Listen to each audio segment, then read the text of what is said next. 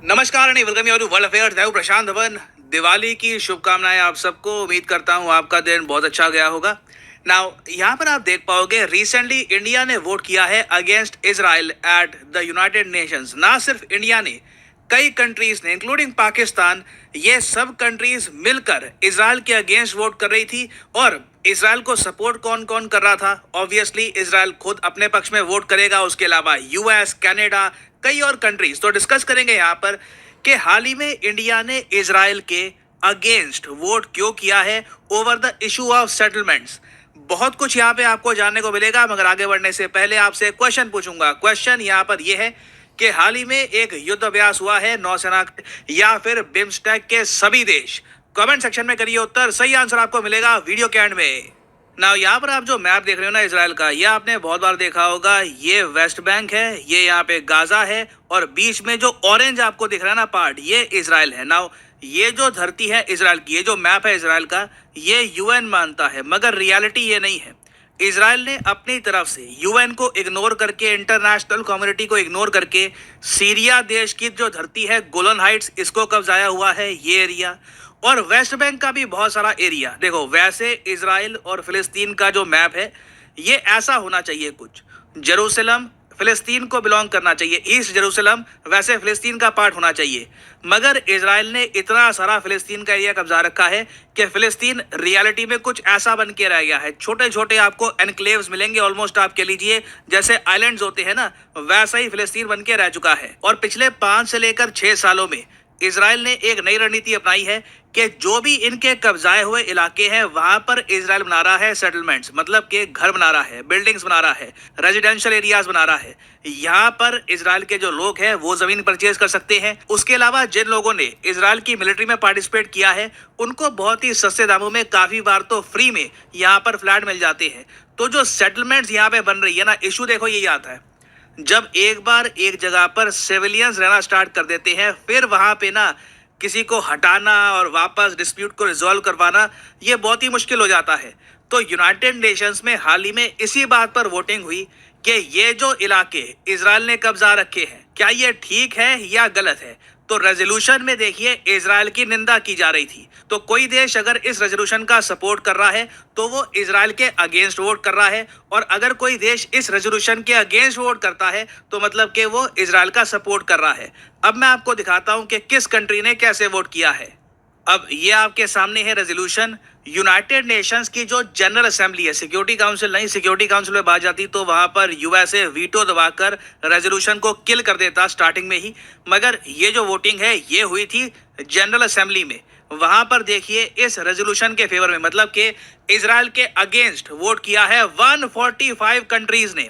Israel के समर्थन में गिनती के 7 देश आए हैं, गिनती के 7 देश, उसमें से एक कंट्री इजराइल खुद था।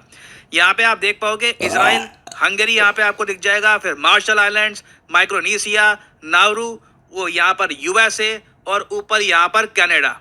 बस these are all the countries जो इजराइल के साथ खड़ी हैं इस इशू को लेकर, over the issue of occupied Palestinian territory including East Jerusalem और द सीरियन गोलन। बाकी सब कंट्रीज आप अगर देखोगे ना तो ये सब इजराइल के अगेंस्ट वोट कर रही थी। मैं एक बात क्लियर कर दूं, जो अभी इजराइल हमास की वॉर चल रही है उसका कोई रिलेशन नहीं है ऐसे, ठीक है। उसके हिसाब से वोटिंग नहीं हो रही। जब उस पर वोटिंग हुई थी कि इजराइल को अपनी जो अग्रेशन है ये रोक देनी चाहिए, वहां पर इंडिया ने एब्सटेन कर दिया था, ना अगेंस्ट वोट किया ना समर्थन में वोट किया। मगर यहाँ पे आप पूछोगे, जब ऑक्यूपाइड एरिया की बात आई, जो एरिया इजराइल कई साल पहले से कब्जा चुका है, अब इजराइल वहां पे सेटलमेंट्स बना रहा है, उस चीज को इंडिया ने एक्सेप्ट क्यों नहीं किया? इंडिया ने ये क्यों कहा है इस रेजोल्यूशन का सपोर्ट करके कि यहाँ पे इजराइल गलत है? वेल, इसका रीजन मैं आपको बताता हूं। इंडिया का मानना है कि इस पूरे मसले को अगर सॉल्व करना है तो 2 स्टेट सोल्यूशन हमें मानना होगा। हमें मानना होगा कि यहाँ पर 2 देश हैं, फिलिस्तीन है और इजराइल है। अब यहाँ पे आप कहोगे फिलिस्तीन को देश नहीं मानते, यूएन फिलिस्तीन को एक देश नहीं मानता, यूएसए भी नहीं मानता।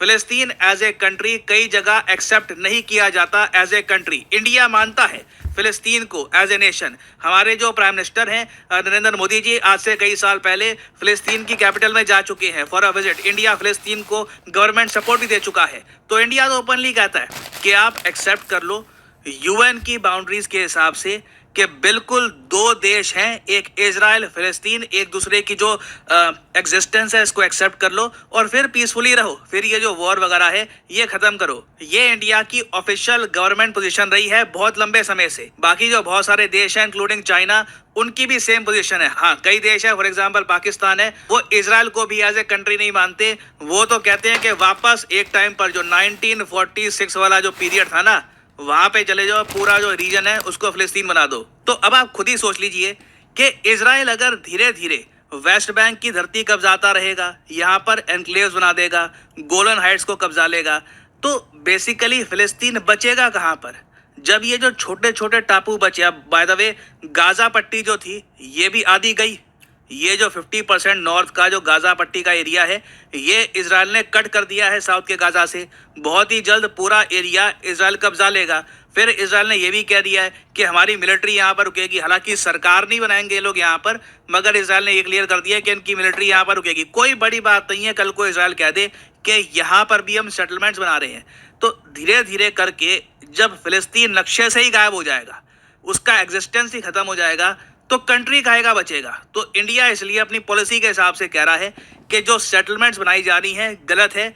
इजराइल को फिलिस्तीन का वजूद कहीं ना कहीं एक्सेप्ट करना होगा। और इंडिया ने जो देखिए रिसेंटली वोट किया है यूएन में, इसको लेकर कई पॉलिटिकल पार्टीज ने भी कमेंट करी है। फॉर एग्जांपल तृणमूल कांग्रेस, उसके अलावा वेरियस और पॉलिटिकल पार्टीज कह रही है कि बहुत अच्छा लगा देखकर कि इंडिया ने इजराइल के अगेंस्ट वोट किया है। और अगेन ये इसलिए कहा जा रहा है क्योंकि इससे पहले जब वोटिंग हो रही थी यूएन में कि इजराइल को अपना अग्रेशन रुकना होगा अगेंस्ट फिलिस्तीन, जो ये लोग कर रहे हैं गाजा में, ये रुकना होगा, उस वक्त इंडिया ने एब्सटेन कर लिया था। तो इंडिया में भी काफ़ी इस पर डिबेट हुआ था कि हमें एब्सटेन करना चाहिए था या नहीं करना चाहिए था। बट इंडिया ने इस केस में सिंस इजराइल के अगेंस्ट वोट किया है, तो कई पॉलिटिकल पार्टीज इस वक्त गवर्नमेंट का सपोर्ट भी कर रही हैं। नाउ मैं आप लोगों से जानना चाहूंगा कि आपके हिसाब से इंडिया का वोट यहाँ पर ठीक है या फिर आप मानते हैं कि अगेंस्ट देम या फिर एब्सटेन? मैं जानना चाहूंगा आपका ओपिनियन, लिखिएगा इसके बारे में कमेंट सेक्शन में। नाउ